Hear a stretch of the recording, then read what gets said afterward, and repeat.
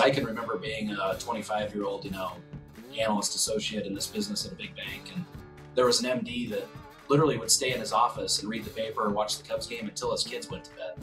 And I just thought, that is the opposite of what, I mean, was that guy making a couple $1 million? Yeah, in 20 years ago dollars, but that was not who I desired to be. That's not consistent with my value system. And so, again, faith, family, and work in that order for me. And it just takes a lot of intention. And I don't view it, I'm not going to have a lot of lifestyle time, until my kids are out of the house, and that's okay with me. I love my kids, and I want to be a great dad. And every second I get with those little suckers is a real blessing.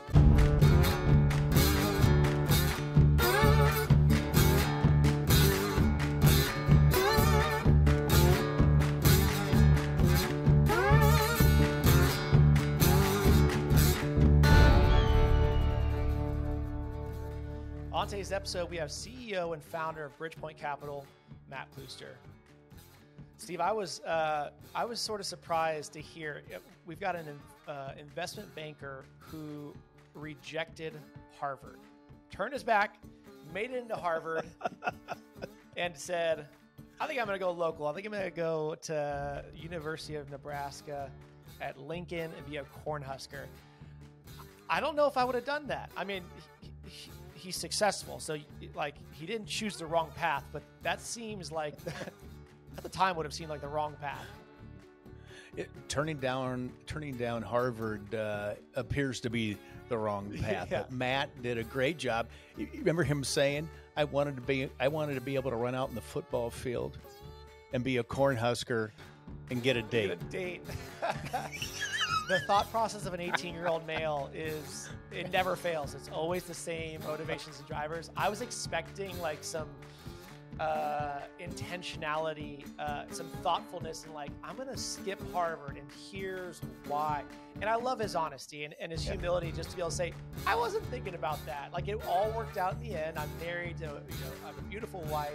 Great visit. It worked out for him, but it was hilarious to hear that Harvard got accepted, turned it down to walk on so he can get more dates because of the football. This was a blast to talk to Matt today. I loved hearing his story. Yeah. It was a great journey. Yeah. Well, let's just head west and let people jump into it. Stay tuned as we discuss rejecting Harvard, working with your spouse, and the future of investment banking with our guest, Matt Plooster. This episode is brought to you by Skyline Point Capital. If you're anything like me, you're always considering where to invest your money. Stocks, bonds, crypto, and rental home, the list is literally endless. As we've all seen over the past year, the stock market is unstable, the housing market is just weird, and inflation is on the rise. In times like these, the clear place to invest my money is in multifamily real estate, aka apartment complexes. Here's why. Returns on real estate investments have little to no correlation with the stock market. There's lower volatility, stable income streams, and the tax benefits are insane. And let's not forget that the apartments will typically appreciate in value over time, which means you can walk away with a pretty nice return when the complex is sold in 3 to 5 years. Best of all, multifamily investing is passive, so you get all of the benefits without the hassle and headache of your typical rental home investment. Getting started has never been easier. Head to skylinepointcapital.com to learn how you can start investing today. I thought we'd start at the very beginning for you. Heading west, if you've listened to any of the past shows, it's really we love to start at the beginning and work our way through you guys' each one of our guest stories, because there's lessons learned in the failures that happen through life and through business, and the ups and the downs, and it's just an amazing experience to be able to understand people's journey. But I thought we'd start with yours because you're a homegrown guy.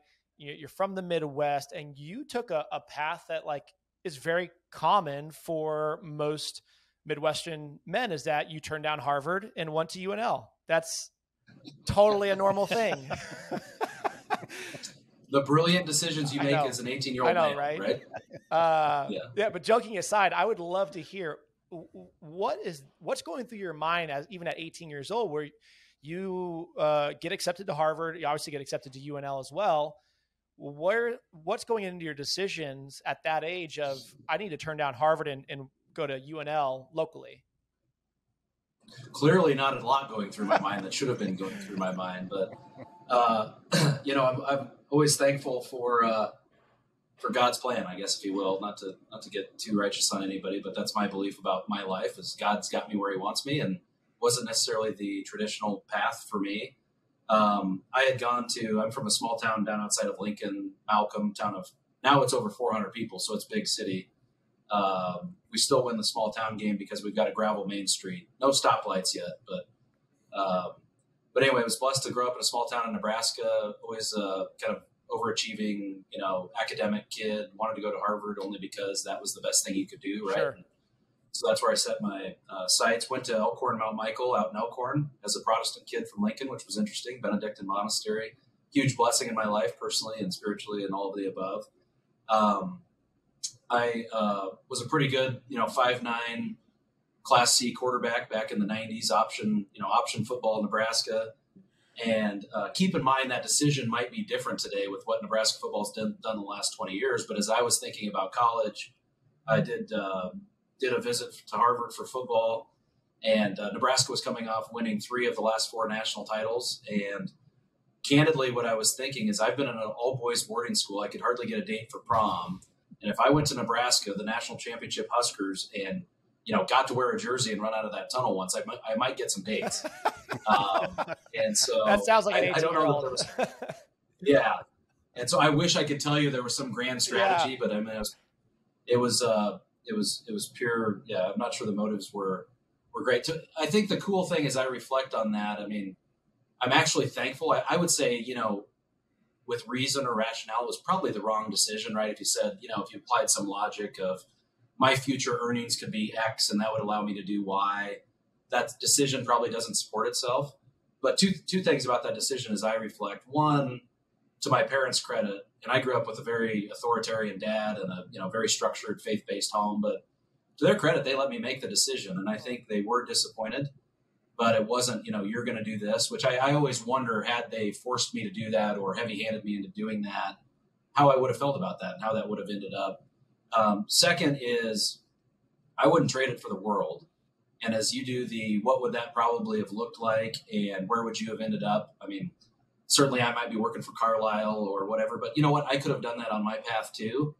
And I'm super thankful that the Lord has me in Nebraska doing what we're doing. And I think it's hard to imagine that path yielding this result, and just with, the people you spend time with, et cetera. And so I always say better lucky than good. I feel so blessed that I made a bad decision that turned out to be a good decision, if you will.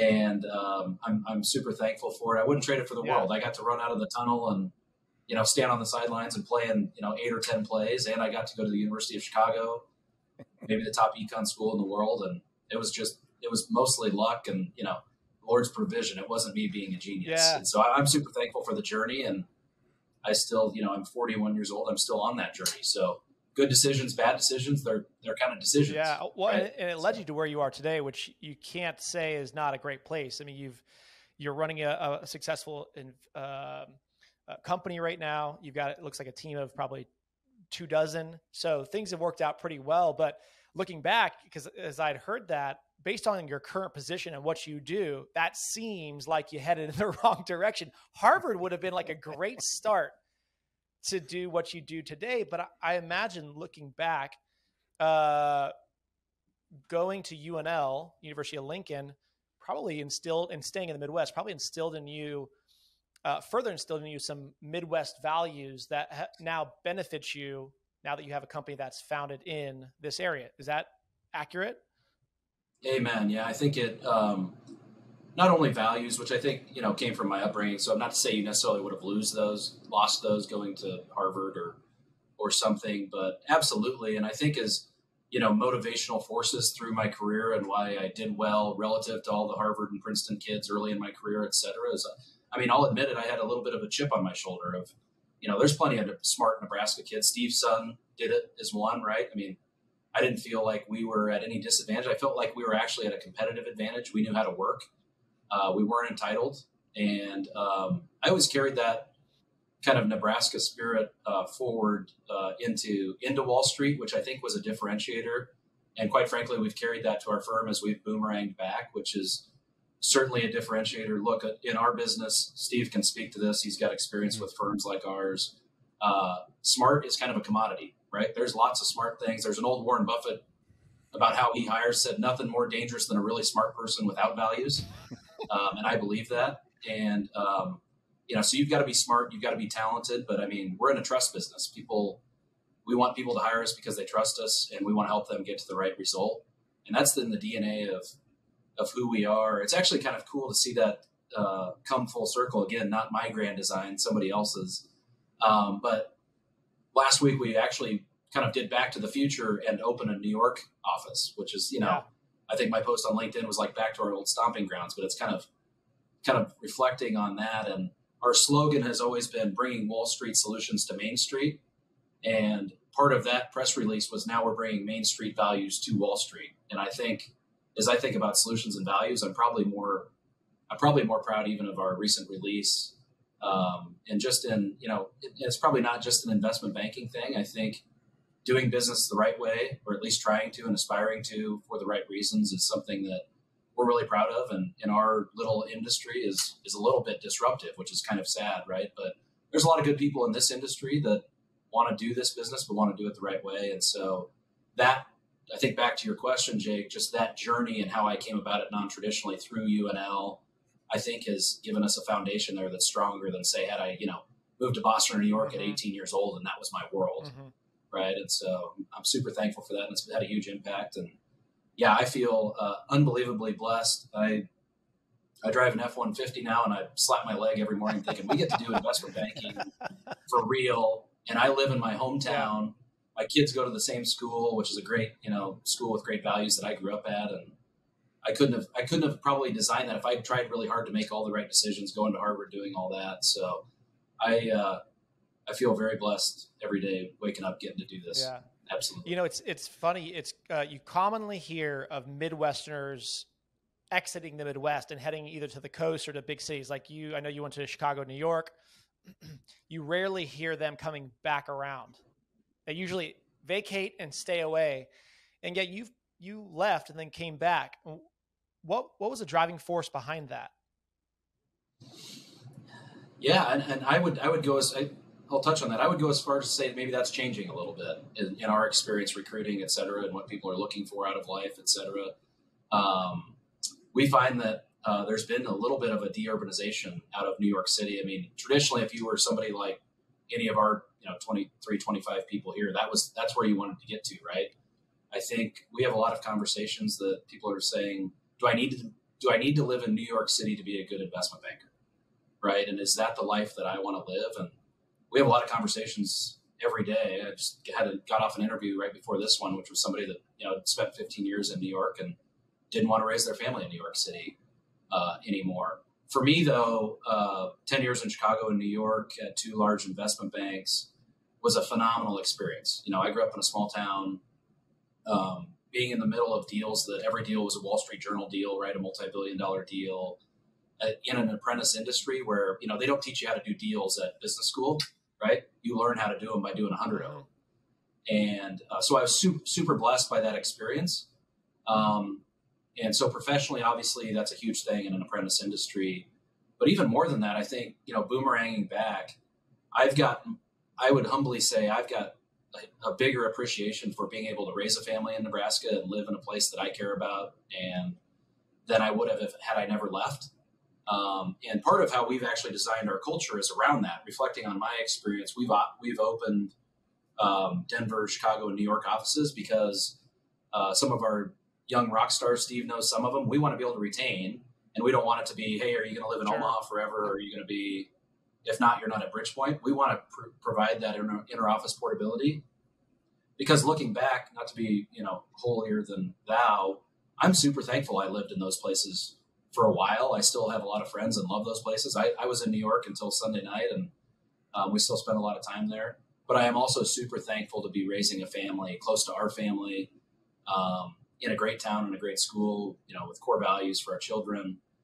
It's a real blessing. And so I think both sides of that experience set for me are foundational and for how I think about life and my experiences, and even carrying that forward into our children. I'm thankful they live on that gravel road, but Natasha and I, my wife, have been super passionate about getting them to New York City. And we just did that, So the perspective, the skill set and the perspective that allowed us to even appreciate living in Nebraska even more. Yeah. Do you find now that you have employees that are either leaving Omaha and going to Denver and New York, or you're hiring them there, that it's becoming harder to manage your team because you've got an extension now where maybe it's done virtually? The dynamics are just shifting, because if everybody was in Omaha or Lincoln beforehand and you could meet face to face, now the culture is sort of shifting to a more of a virtual office. I'm sure you went through that through COVID, but are you starting to see things change within your business as you Absolutely. No bones about it, right? Anybody that I think that would answer that question, no, it hasn't changed, is probably giving you the answer they want to believe that isn't the truth. Multi-site management is tougher than everybody under one roof, and you're having a meeting and you're knocking on somebody's door and putting your arm around them. And so it's been a big change. I would just say for me as a leader, as I've transitioned from being a practitioner to having a firm, right, and being a CEO, which is kind of my frontier and my leadership journey, that's been a big thing. And, for example, this New York office we just announced, we waffled on that for a while, just because strategically all the things, not because that, those people weren't good people and wouldn't work in our platform, but culturally, what would that mean? And so it's been a big challenge, but I think it's also been a huge blessing, and it's actually brought us closer together. But it takes huge intention. And anybody that says it isn't harder is having a different experience than I've had with multi-site management. But if so we work really hard to be intentional around connectivity and a lot of strategy around who's where and integrating on a daily basis. And if you can accomplish that, we've also learned that you get the best of diversity of experience, et cetera. But it is harder. It's a frontier, and it takes a whole different set of intentionality versus, you've got your work family and all in one place and you see each other every day. It's harder over Zoom. And certainly, especially in our industry, there are people that have never gone back to work, right? A lot of them. We interview people all the time. We were interviewing a Chicago guy just a bit ago, and he's never gone back to the office. And I asked him, well, are you an in the office guy or out of the office guy? And I think you can do both. Yeah. We've come around, and I believe in the creativity and the energy that comes from doing it together. I think it's better for our clients. I think it's actually better for our people. We do Mondays through Thursdays in the office, and we are proud to proclaim, I see these posts from other leaders in our industry of the hybrid forever model, and I think that'll work for some. We are a proud in the office culture. I think we're more creative. I think we're better. I think when something comes up in a deal, which 100 things come up every day in deals, it's better to be here and we can go sit in a room and powwow and trade best ideas. But to me, it really all comes down to engagement. And I think you could probably have engagement in a hybrid environment or together. We find that for us, we want to be together. We're better when we're together. And I think the people that come to our platform want that level of engagement and purpose in their day with what they're getting up to do. Yeah. So call us counter, bucking the trend, but we like being together. We like being in the office. Yeah. And I was on the phone on a Zoom with one of our Denver MDs early. He's like, man, that break for Christmas was too long. 3 days would have been perfect. I think anybody who says that being fully virtual is entirely beneficial is being disingenuous to a certain extent. There are certain industries and companies where that is probably the better option, but there's a lot that's lost in having a fully virtual office, because like you said, you are more creative when you're in the room. You could just whiteboard everything, or you can bounce ideas off each other. You could stop in to your coworker's office, say, I got an idea. Let's talk about this thing. There's something about being in the office to generate this creativity, but also in just building a community and a culture that, I owned a fully virtual company, and I could tell you that while we were really, really close and we had each other's backs, and there was a lack at times in not having each other, not be able to see each other more regularly, although we saw each other like this all the time. And that's just a trade-off. Yeah. You have to come to, you have to be okay with at the end of the day. But I think it'd be disingenuous to say fully virtual is the way to go and that you can get all the benefits of being in the office. That's just not going to be the case. Yeah. And I think the last thing, Jake, I totally agree. The last thing I think, especially for our younger bankers, I mean, as I look back on the first 10 years of my career in this industry, 80% of it, sure, you were doing deals and learning how to model and do finance, if you will. A lot of it was just being around it, right? How do you serve clients? How do you think about problems? And for that, it's kind of like my kids that were in kindergarten, first, second grade during COVID. That wasn't good for them to be home. I mean, they lost something there. And I do think, especially for the younger bankers or, pick an industry, not being around it during that foundational period in your career, which in our industry is highly regimented, right? You're an analyst for 2 or 3 years and you either get it or you don't. It's not like you get to stay one for 10 years. And so we came back to the office because our people demanded it. I mean, some people never left, even though the mandate was to go home and stay safe. And I think just collectively, we all wanted to be back. And I think obviously, but I look back on my early life at large investment banks. I'm not sure. Yeah, I will be, being reflective. I'm not sure I would have wanted to go back. I'm sure I would have loved moving to Breckenridge for 2 years, and because I wasn't engaged, right? I didn't really. It was a good job. I was proud of it. It was more money than I deserved to make at 23 or 24, but I didn't feel as engaged as I feel our younger people being. And I think when you're engaged and you enjoy who you're doing it with and for, you want to be together if you can. We have fun together. Hey, Matt, I want to go back to your family a little bit. You're CEO of one of the, if not the top Midwestern investment banking companies. You're opening up offices all across the country. You were interviewing somebody in Chicago before this call, and you're doing lots of deals. How do you balance the family? Well, you make time for things that are important to you. And I think balance maybe is a word that I don't necessarily believe in. I'm not sure balance is a real thing, but we say it around here and we mean it. And I try to live this because it's where my value set is. It's more important for us, myself included, but everybody here. And this is our standard, that you be a better father and husband than you are an investment banker. And don't get me wrong, you better be a pretty darn good investment banker. In fact, the best. But success for me doesn't look like building the biggest investment bank ever in the Midwest, and my kids are not, I missed those 10 years.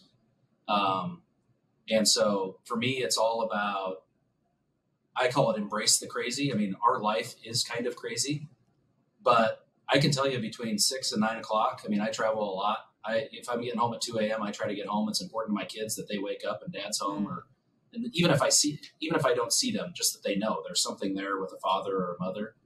And so I do crazy trips, right? I'm on the 6 out and the midnight back. And if that means I get home and my kids wake up and dad's home, I will do whatever I can. I coach my kids in two out of the 3 seasons of the year. I'm head coach of their football and baseball teams. And I'm out on the field calling plays in football, and I'm getting a call from Steve Nabity on a deal and, maybe texting back, but I don't miss games. I think I missed 1 baseball game last year. And so that's a dance schedule wise. But for me, it's most important, right? Faith, family, and Bridgepoint in that order. And it's important to me, and I want it to be important to everybody that's here. And so it's about time optimization. I don't drive anymore. I don't leave for lunch. I don't leave for coffee. It's here. And that's not to brag, but I want to make sure that in, my God-given 24 hours, I've got time to be a good dad and a good husband. And that means there's the days are crazy, but I'll take it because I want to be at practice. I want to spend time with my kids. To me, that is more important than Bridgepoint. And I'd say that openly to any of our people here. And I hope it is to them as well, but it takes real intention. It's got to be important to you. One of the reasons that I became disenchanted with big banking, and this is kind of this isn't like just my take. People talk about this in this industry, is I can remember being a 25-year-old, analyst associate in this business at a big bank. And there was an MD that literally would stay in his office and read the paper or watch the Cubs game until his kids went to bed. And I just thought, that's terrible. That is the opposite of what, was that guy making a couple $1 million? Yeah, in 20 years ago dollars, but that was not who I desire to be. That's not consistent with my value system. And so, again, faith, family, and work in that order for me. And it just takes a lot of intention. And I don't view it. I'm not going to have a lot of lifestyle time, until my kids are out of the house, and that's okay with me. I love my kids, and I want to be a great dad. And every second I get with those little suckers is a real blessing. So that was a rambling answer, but that's how I think about it. And it really comes down to almost being fanatical about where your time is spent and time optimization. Yeah, Matt, you guys, when you guys took Tech Brands, you took us to market. One of the things in our culture with Tech Brands was that if you had a child's play over the lunch hour, or if you had a soccer game, you had to be at 3 and 4 o'clock. We expected you to be there. Just don't let the team down. And amazing just how that changed the culture, that if your son's in a play, go and come back. And people worked at all different hours, but it really solidified and gelled the culture and the team without by putting the family first before the business. So Amen. It's really, really, really important. Steve, I think that's really cool that you formalized that, or that was known. I mean, we do that. We walk that every day, right? I mean, we literally, it's almost like we want you to be a better husband, father, mother, wife. But I think actually saying that, I'm going to steal that from you. Thank you, because it's what we do, but we haven't said it. No, that was part of the norms given. And if you didn't go, you wouldn't be shamed to go, but you knew you go. You go to the soccer game, go to the baseball game, go to the play, because you'll never get that opportunity again. And the kids want your time, not what you give them or buy them. They want your time. Yep. So important. They don't really care about what you buy them or what the house looks like. They don't know the difference. Yeah, they want your love. Yeah. Amen. Matt, you talked about great perspective, Steve. You talked about that faith, family, Bridgepoint in that order, and you're taking these late flights. You're coaching 2 to 3 seasons. A lot of that boils down to saying no a lot, right? Having a criteria for, I know what things I can say yes to. I know what things I'm going to say no to. How did you establish sort of a criteria of what you'll allow in this season of life? Is it an intentional list of, if it doesn't fit in these 3 things, it's an absolute no? Or how do you go about identifying what's a yes and what's a no?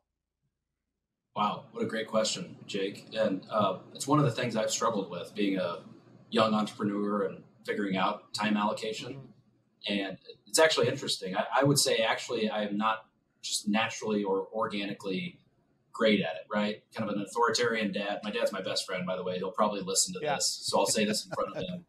I love him, but he was a hard ass.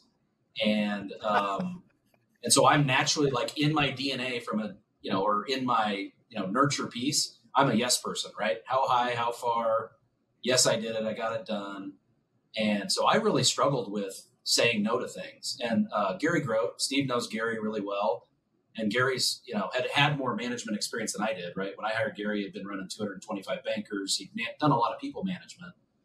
And he actually called me on it. He said, "Hey, I see you spending time with, I wondered why you had that meeting." And I won't say names. And I thought, you know what? You're right. I just don't know how to say no to that meeting. I've gotten a lot of comfort saying no or not responding. I still struggle with it, but here are a couple examples, right? I don't play golf. I played a lot of golf growing up. I don't have time. And, I'd get Omaha Country Club, we've got a foursome. Can you join? And I'd make up some excuse. Well, I fixed that. I gave away my golf clubs and I quit golf. And anybody asks, I say, I quit golf and I gave up my golf clubs. I put it all through the lens of time as a precious commodity. And can I have impact or help somebody in that time? And so I don't do happy hours. I don't have time. I don't play golf. I probably will later in life, and I really look forward to that. But in this phase of life that I'm in, where I've got a huge 10-year window here to make a big impact for my kids, would I love to play golf and have a couple beers with my buddies? Absolutely. But I'll do that in 10 years, and this is a better use of time. on boards. I've stepped off a bunch of boards. I was just one board I'm on. I got re-asked to join a 2-year term last week. I said, listen, I'll do it. It's only for 1 more year. I believe in the cause. I'll help you transition, but just so we're clear, I'm off in a year. And so try to be really disciplined with time and only spend time in high impact areas. And I also just don't schedule a lot of downtime. I mean, my schedule is full all day on purpose, and it keeps me disciplined to that, to not have a lot of areas of lost time. Yeah. So I don't have a formal criteria, but that's the lens that I put it through. And it's ongoing, I'll say. Like, as I thought about the year that we had last year, sitting in the office while we were closed and thinking about 2023, do I need to be scrolling through Instagram? Do I get any value out of social media? Is that the best use of the time that God's allocated to me? No. So I quit that. And that wasn't really my idea. There's another business leader I really respect. And he just said, there are better things that I can be doing with that time. And so I'm constantly trying to innovate on that. And I've, being reflective, maybe too much at times. I had a one-on-one with one of our senior bankers this morning who I hadn't talked to much since the year started, even though we're seeing emails, et cetera. And so the balance there of still making time for people and being accessible. Certainly I'm always accessible and responsive, but I want to spend time in places that matter, where I can have an impact and help people and help my family. Two things stand out about what you just said that I'm writing down, I'm stealing, is the first, your golf clubs. It's brilliant. I mean, it's so simple, but you've removed the ability to say yes. You don't have to deliberate. Is this yes or no? I don't have golf clubs. I cannot golf. And no, you can't give me your second set of golf clubs. Nobody's ever pushed me on that, right? Or, oh, come on, you can skip the meeting, or you can skip the baseball game. It's okay, thanks. Maybe we should. Yeah, so, maybe I'll stop into the office for a coffee. Yeah, remove the ability to say yes, and therefore there's no decision that has to be made. And the other one, I mean, you talked about it, is you're having an opportunity cost analysis in your head at all times. Okay, I've got 24 hours in a day. This is really not about time management anymore. This is about choice management. If I choose this thing over here, I choose this thing over here, which one has greater value? I'm going to allocate my time somewhere. It's either going to be with my kids or this meeting, or it's going to be watching the college football championship or getting more rest, So having that opportunity cost analysis in your head to say, well, what do I value? One, and then does this rank higher than the things that I value that I could replace this time with, is how you say yes or no to any of these things. Well, Jake, you are much smarter than me. You described and encapsulated that way better than I did with my rambling rant, but you nailed it. Hey, Matt, for our listeners here, your journey, you're to 41 with your business, with the deciding on the opportunity cost, the yes and the no's. What other advice do you have for young entrepreneurs that are out there trying to figure it out? Because we're all figuring it out, but knowing where you are today, what's some advice you could give these guys and ladies? I think the biggest thing is to have faith. I don't know about you, Steve, and your entrepreneurial journey, but mine is, I would say, felt more like failure a lot of the time than it has success. And I think, you see the LinkedIn announcements about new offices or growth or Inc. 5000. I mean, pick the trophy. Behind all of those, I mean, you've seen it, right? It's like the iceberg of what success looks like, and then there's that huge thing underneath. That is, at least for my entrepreneurial experience, that is absolutely the truth. And have some peace in that. I can remember my dad saying, have some patience, right? Well, I'm not a patient person, but wait till you get some gray hair. The line isn't, a steady slope up and to the right. It's one of these. And I think the biggest thing for me is, and I'm still a young entrepreneur, so Steve, you should be giving me advice. I shouldn't be giving you advice, but I've come to embrace that, right? That's beautiful. That part of the journey, some of the most impactful times for me have been the hardest times. And I can't remember the saying. One of my best friends, who's also an entrepreneur, probably my best friend, there's an old saying. I can't remember if it's Polish or whatever, good thing, bad thing. Not sure. We'll see, right? What seems really bad at the time might actually be a good thing. Right? The kid broke his arm. Good thing, bad thing? We'll see. Right? And so I think just trusting that process. For me, though, it's been a total faith journey. Being an entrepreneur is tougher and better than I ever could have, imagined when I was bright-eyed and bushy-tailed and 29 and thought I knew everything, but looking back, I knew nothing. But I wouldn't trade the journey for the world. And so I think just have faith that, the journey is a big piece of it, and being on the journey is a part of what success looks like, whether it feels like success or not at the time, because I think that's an endless cycle, right? I personally, as a leader, also a servant here, have days where it's like, man, we're knocking the cover off the ball. And I have a day like I did yesterday where I'm dealing with HR stuff and like, man, that was tough. I'm not sure we won today. And so I think just faith in the process and the journey, and not holding yourself accountable to what it looks like publicly, because behind that public success journey, there's a lot of failure. And a failure for me has been probably the most impactful piece of forming me into a person, even more so than a banker, into who I am today. My faith, kind of my core tenets and core values. And so enjoy the journey and, learn to appreciate the failures. It's part of the process.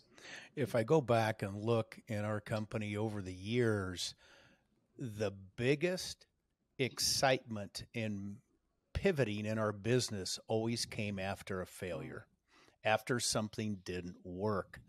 And the greatest success on that journey is figuring out, how do I go around that failure? What can I do with that? How can I take that and do something better?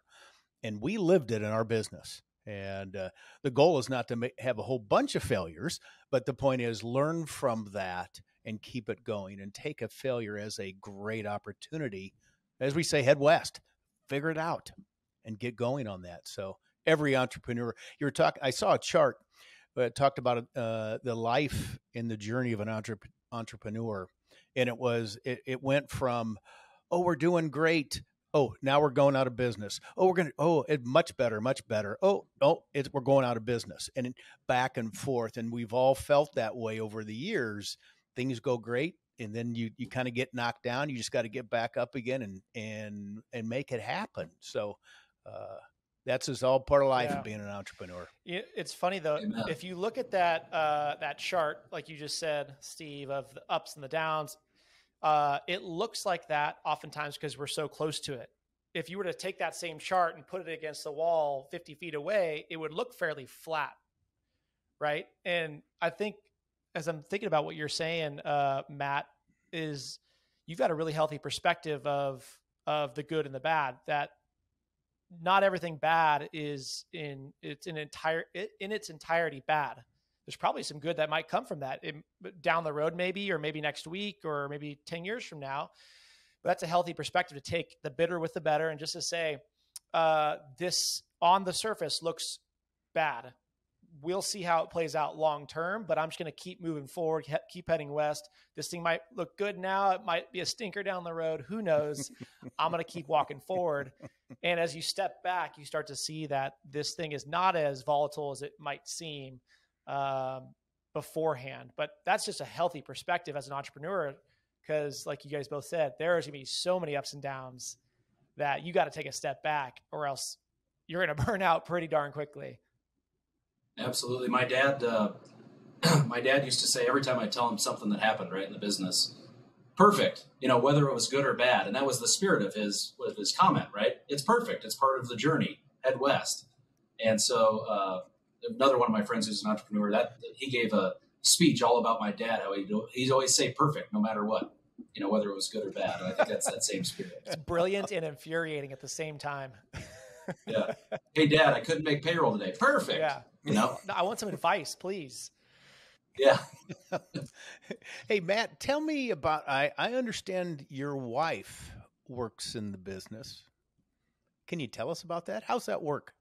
Yeah, it works beautifully. I'm not sure it's for everybody, Steve, but for us in our marriage and just our daily walk together, it has been an incredible blessing. I mean, I literally just got goosebumps thinking about answering your question, but it's been a huge blessing for us in our marriage. So background, I founded the business, I guess 13 years ago now.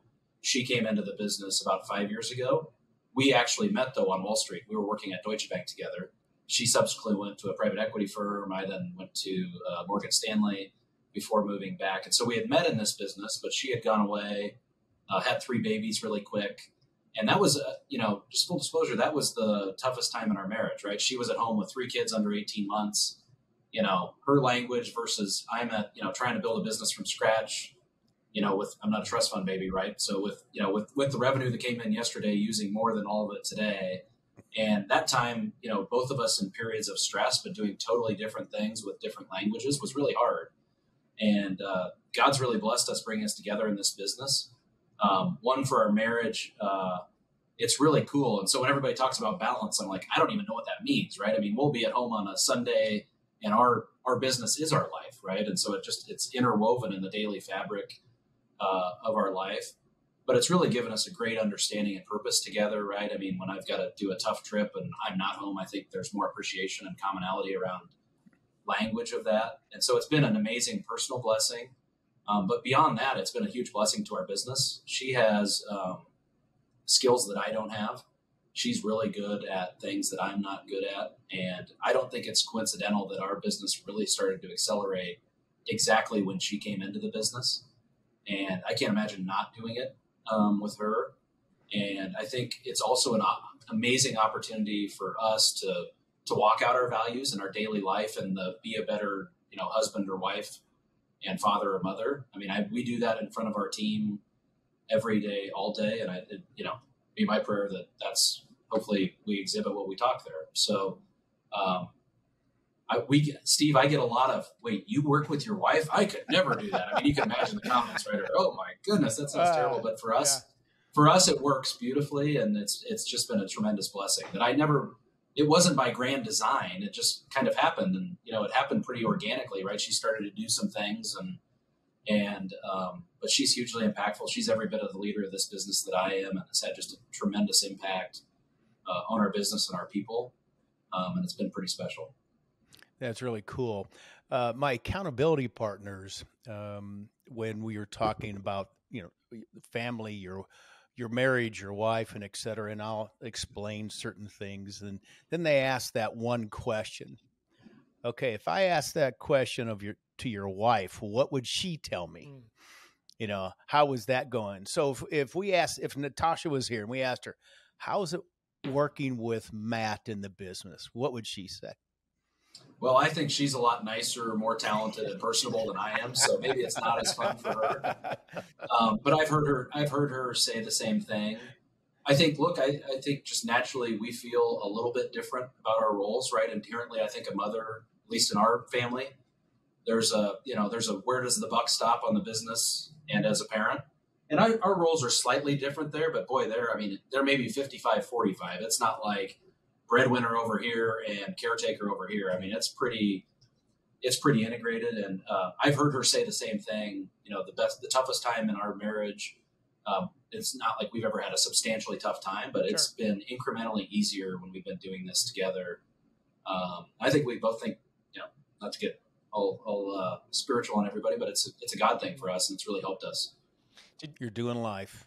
Did you have to doing life together? Yep. Did you have to set rules or boundaries between work life and home life? And not that it needs it, but I've heard people in the past say, hey, we work together. So when we're at home, we just don't talk about work, or when we're at work, we don't talk about home. And did you guys set any boundaries up, or did you have any rules, or was there some intentionality about how you're going to go about? I mean, you probably oversee her eval, right? Like, she's your COO, you're the CEO.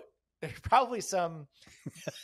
I'd be terrified about that, by the way, if my wife worked for me.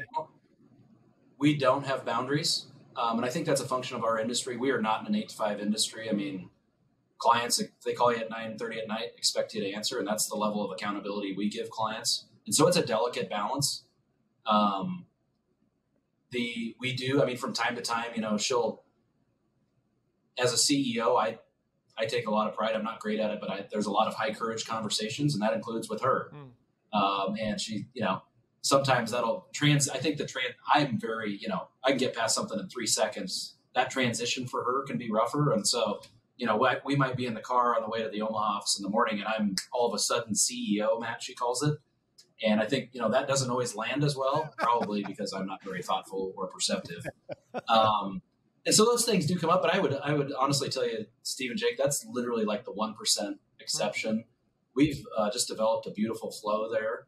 I think we we do a decent job of being very intentional. Look, I'm never really unplugged. I mean, if you send me an email, I'm going to see it in 10 minutes. That's kind of the accountability. But I think you develop an operating system there of where you can kind of do that, and you can still have dinner with your family and be present. And so I struggle with presence, right? I totally unplugging and putting the phone down. If she was to provide a piece of feedback, that would probably be her area of continuous self-improvement for me. But there's also a piece there, I think, when you're doing it together and you understand, okay, if Steve's calling me, I know who Steve is. I know what you're working on. That allows a level of understanding there that I think is probably tough if, one person's working at Google and one person is working at an insurance company. And so I think, there are no rules. I think it would be hard to build rules around our values of how we serve people and the accountability we have in our business. Yeah. Again, I think it's more back to the relativism and the opportunity cost, right? Yeah, of course. How we think about decisions. Yeah. Before we move on, because I want to talk a little bit about what you do, the markets, things like that, before we wrap up. But before we even get there, I want to ask one more thing on your marriage. You had sort of touched on, there was a season where Natasha was home with the kids. You just had 3 kids. Her world is raising kids. Has nothing to do with work. That's her world. You're starting and running a business, seemingly opposite worlds you guys are both living in, and you alluded to it. It sort of created this rough patch in your marriage. How did you work through that, and how did you guys get to a place where your worlds can meet and you guys can understand and be empathetic about what each other are going through that season of your life? Great question. I would say we didn't totally come to peace with that season of our life.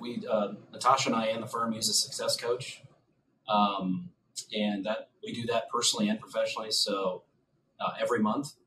But I can remember we actually went to Napa. They live there.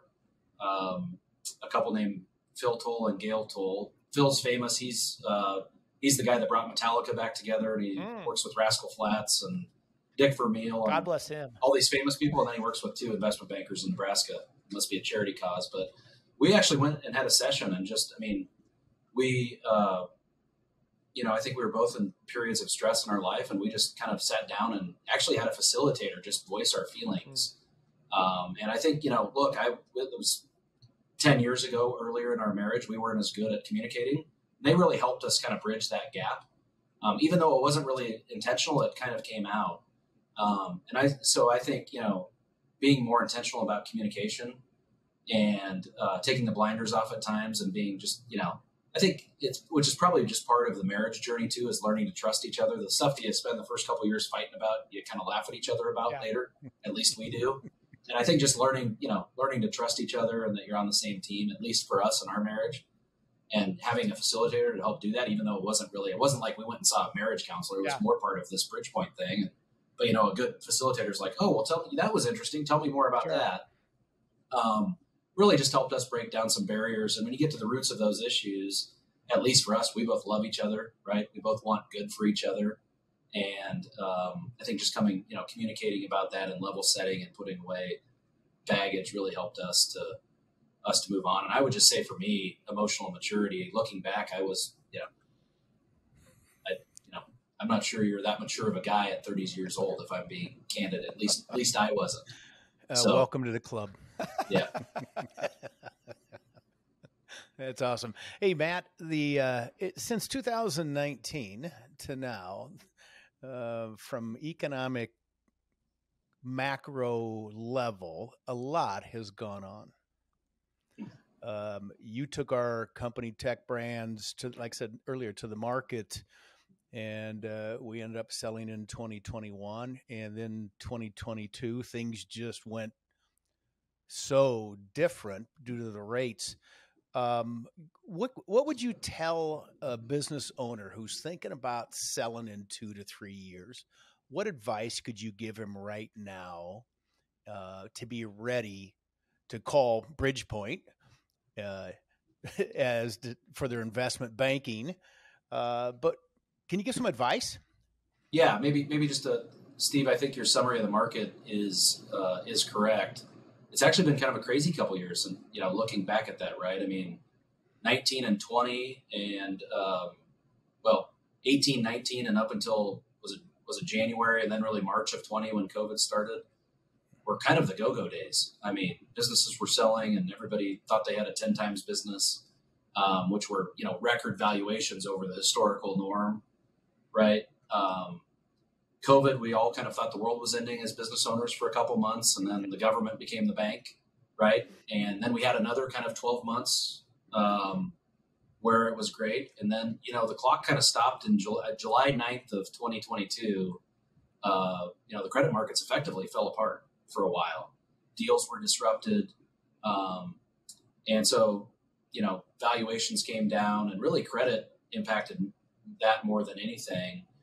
But it has been an extremely dynamic market. And for a couple of years there, we were in a market where, A companies certainly sold, but so did B's and C's more easily and at higher values than they ever had. And now we're back in a market where A companies are still being sold, probably at not quite the valuations they were, but the B's and C's aren't even getting done. There's really not a market there.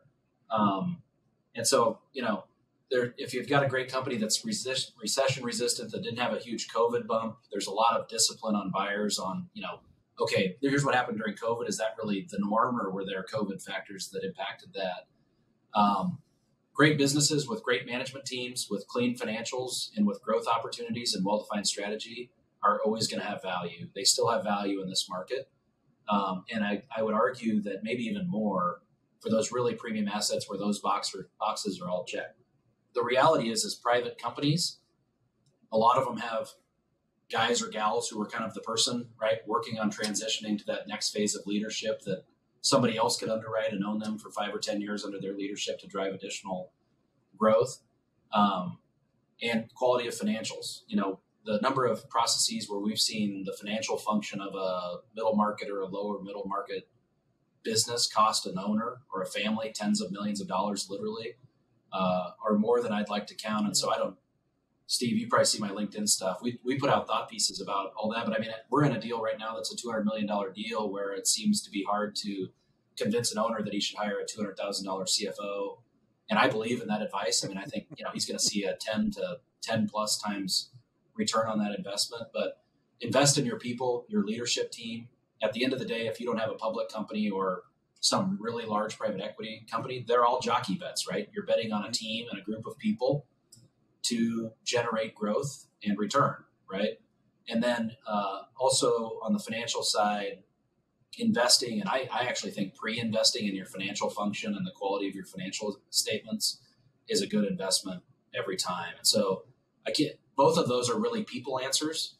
And I can't overstate just the importance of people, both in the financial function and the leadership function, beyond just the one person, the founder, right, to really create a sustainable business that somebody else wants to pay a premium for. That would be the main advice. And then I think the other advice that just most people with private companies don't know is that the answer doesn't always need to be, hey, I've got a bank, right? They've got a revolving line of credit. They'll give me some money and someday I'm going to sell.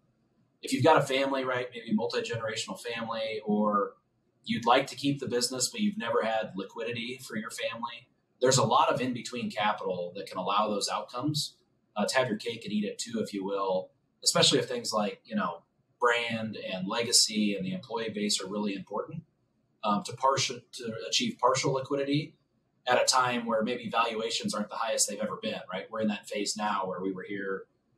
Maybe they come back, maybe they don't. Still good, not great. Take some chips off the table now, potentially, if that's interesting and you've got a need, but not totally, sell the farm at a time that might not be optimal. So I guess a long rant, Steve, to say invest in your people and make sure you're aware of the options that might not just look like, the push the red button sale outcome. Matt, I remember back in the earlier days of my business, I didn't want to spend $5,000 a year on a controller, additional $5,000. So I went and saved $5,000 a year in salary. You don't want to know what it cost me, what that $5,000 did. If I can tell anybody, and I work with young business owners and try to mentor them, is to hire A people. A people will make you money. It's going to cost you a little more, but don't settle. You're hiring the jockey to run the horse. and don't skimp.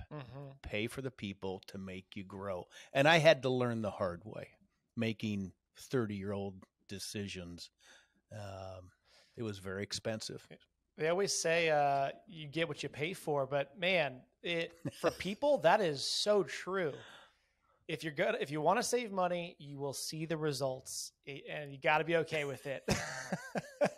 But that guy who, you said your $200 million deal doesn't want to pay $200,000 for a CFO. I mean, I can only imagine what rewards he'll reap if he makes that decision, and what bad outcomes are going to happen if he doesn't.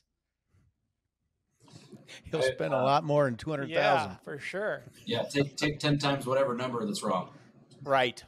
In the same spirit, Steve, I'd agree. I always say you can't put crappy rims on a Cadillac. So true. So true. Do you see more in that mindset of the guy not wanting to, your client not wanting to spend that sort of money, which would be beneficial for his business, especially as it sounds like he's selling his business, right? Are there other things like that you run into where you just, people tend to be short-sighted on how they view what they should do for their business pre-sale? I think so. And a lot of times it's well-intended. I mean, I don't mean to stand here and say, I've got the only gospel, but a lot of times, look, managing people is hard, right? So other instances of a CFO who probably isn't a CFO, who maybe was a controller, but now has the title, and you've gotten to the size of a business where that person is probably not the person to be the next CFO, right? We've seen that quite a bit, where we've given the advice of, hey, keep him on as controller, but you need a CFO. And I think, that comes from the best of intentions, right? As leaders, we care about people, and it's uncomfortable. I do that sometimes, right? I say, man, I really wish I would have had that hard conversation, but I love them and it's awkward. So we see that. I don't think there's a lot of people that are just openly, I don't believe your advice and I'm going to make a bad decision. I think when you see the human element, though, of managing people and org charts and all the emotional, love things that go into that, that's where we see the challenge more often than anything. It's more like, Thelma's our controller. She's been with the company for 30 years. I can't imagine what that would do to her if we brought in somebody above her. That type of conversation. Mm-hmm. Well, the reality is there's a balance there between, doing the right thing for the organization and all of your people and your family as well. Hey, Matt, what does 2023 look like for your industry if you start looking forward? Yeah, great question. So 2022 is the worst year in investment banking for the big banks in a long time. The revenue was down 38%. Wow. In our industry. We're excited about the year. So we don't just sell companies. It's a lot of what we do, and it's the majority of what we've done the last 2 years, just based on where the market is. We do a lot of capital raising for private companies. I call them Main Street companies, or companies that matter, right? Real companies owned by real people that employ real people. And I think, look, banks are tightening up. Valuations are down. Like, you think about software, right? Steve, I know you and your family are familiar with this dynamic. Definitely venture valuations are way down, or just you can't even raise equity capital. So it's a tougher time there. That in-between capital that could help save some companies that the bank's tightening up on, or as ratios tighten, et cetera, all the way to it's not a great time to take on equity capital. Should we do some type of structured capital on the in-between? We think there's a real opportunity to be a part of a solution and drive a lot of value for private companies, which we're really excited about. Which is we're one of only a couple of firms in the country that really do that. Most boutiques really just sell companies. So we're really excited about that. So that's a long way of saying, Steve, I think for our business, there will be a bit of a mix shift to where we've been very heavy sell-side M&A. I think we'll be maybe 50-50 this year. And we'll be able to help companies in ways and with solutions that I think will be potentially more impactful than just, hey, I'll get you another quarter turn or half turn on your business. That's great. That's a little bit of trained chimpanzee work. These are, bespoke solutions where we're saying, hey, have you thought about this? Or here's a capital solution. To us, that really excites us. And I'm hopeful that can be of great help to the private companies that we serve, and uniquely, at least for us, situates us. But I think if you're a pure play sell side M&A banker, I think it's going to be really tough. I think there's going to be a lot of bankers competing for a few A assets that are going to transact, if I'm being just very candid. And so for us, we view that as an opportunity for competitive differentiation, but no bones about it. We've got our work cut out for us. We've got to make it happen. Have you had to adjust your team for this outlook of less sell side deals? We have, but I would say we've pre-invested in that happening, Steve. So we've had a mind to that for the last 10 years. And it's a long game, right? Because you've got to, not only do you have to find the clients and have the expertise in house, you've actually got to have the relationships with the capital providers. And so, I mean, for the last at least 5 years, if closer to 10, we've really focused on that from a skill set standpoint, from a relationships with funder standpoint. We thought it was going to happen with PPP. We were ready back then, and then the government stepped in and became the bank. So for us, it's been more preparing for this to happen than it is, with the headhunters we use, everybody's looking for those people. Well, the reality is you're probably behind if you're just starting now, but it makes strategic sense. Matt, you were talking about relationships in any business, and I just want to say with the relationships that we had at Tech Brands with Bridgepoint was phenomenal. Bridgepoint is a company you could trust. We felt they were part of family, and you guys shepherded us in the right direction and got us the right result that we wanted. And so I'm just going to say thank you here. You guys are a great organization, and it's great that you're an organization that we can trust to get Steve, the job done. Well done. I can't tell you how much I appreciate it. And to me, that's what success looks like. It's not an EBITDA or revenue number. That's success. So thank you for sharing that. That's why we get up in the morning. Keep getting up. Lord willing. Amen. Hey, Matt, before we finish every episode, we go through a little speed round of questions. So quick questions, quick answers, just for people listening to get to know you a little bit better. So if you're ready, I'll jump right in. Do you have any daily rituals that you swear by? First thing I do when I wake up in the morning before I get out of bed is Bible study. Second thing I do, and that's not to be holier than thou, it just level sets me with what's important in my life. Second thing is I try to do the hardest thing, the most, every entrepreneur or business owner knows, here's the thing tomorrow that's really gnawing at me, right? I try to do that first. It's easy to win the day when you do the hard thing first. I try to do that. I don't always do it well. I did it this morning. There was a phone call that was uncomfortable, and 8 o'clock, I was in the car working, and I made that was the first call. And I've felt like we're having a good day ever since. Those are the biggest two things that I start my day with. That's so good. What's one item you could not live without?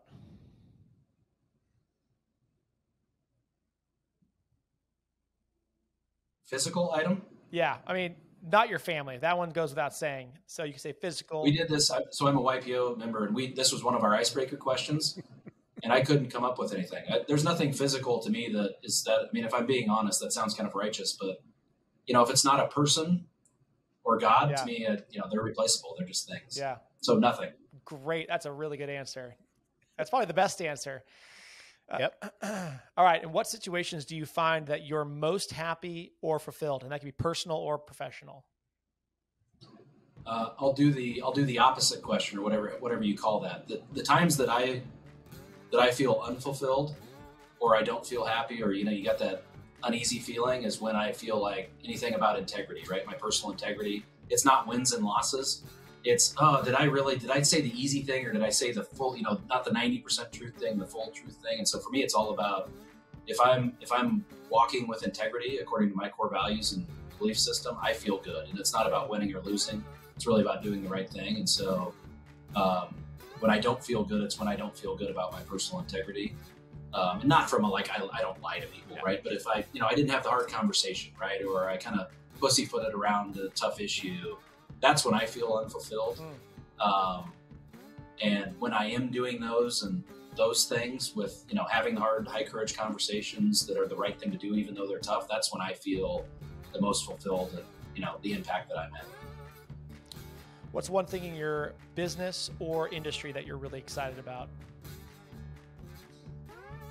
Capital solutions, non-bank debt, and structured capital and structured equity, I think, can have a huge, huge impact for every private company that we touch. We're like the only folks that do it, and I can't wait to tell people about it.